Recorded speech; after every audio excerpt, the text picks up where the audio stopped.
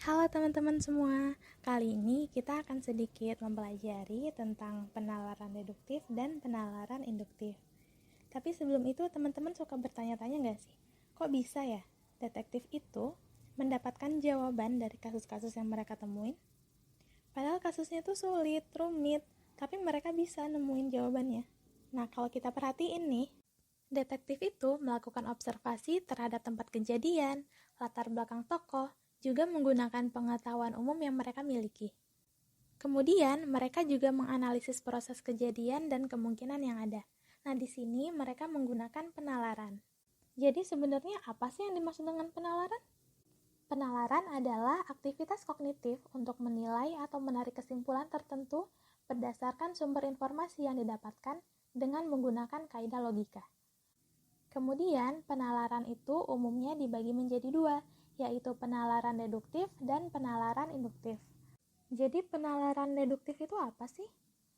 Simpelnya, penalaran deduktif itu adalah penarikan kesimpulan berupa prinsip atau sikap khusus berdasarkan fakta-fakta yang bersifat umum. Contohnya nih, premis 1, semua manusia akan meninggal dunia. Premis 2, Thomas adalah manusia. Jadi kesimpulannya adalah Thomas akan meninggal dunia. Kemudian, apa itu penalaran induktif? Berbeda dari penalaran deduktif, penalaran induktif itu adalah mengambil kesimpulan umum, bisa dari data, fakta, dan pengamatan, dan kemudian mengambil kesimpulan yang bersifat spesifik. Misalnya nih, premis 1, manusia butuh makanan. Premis 2, hewan butuh makanan. Premis 3, tumbuhan butuh makanan. Jadi kesimpulannya, makhluk hidup butuh makanan. Nah, penalaran induktif itu sebenarnya ada beberapa bentuk, yaitu generalisasi, analogi, dan kausal atau jika maka.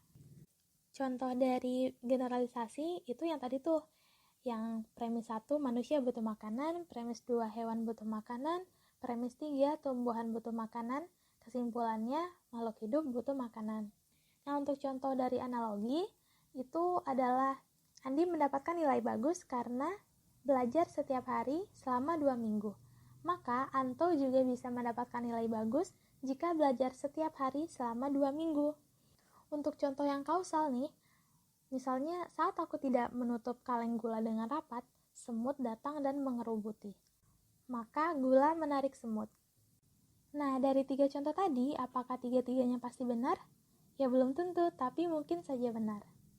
Jadi, apa sih perbedaan dari penalaran deduktif dan penalaran induktif? Secara singkat, bisa dibilang kalau deduktif itu berangkat dari premis umum ke kesimpulan yang spesifik, sedangkan induktif mulai dari premis yang spesifik ke kesimpulan yang umum.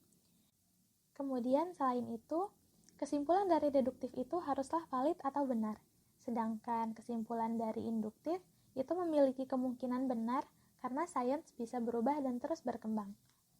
Oke, gimana nih teman-teman? Makin paham kan apa itu penalaran deduktif dan apa itu penalaran induktif? Dan segitu dulu ya materi kali ini. Makasih semuanya, dadah!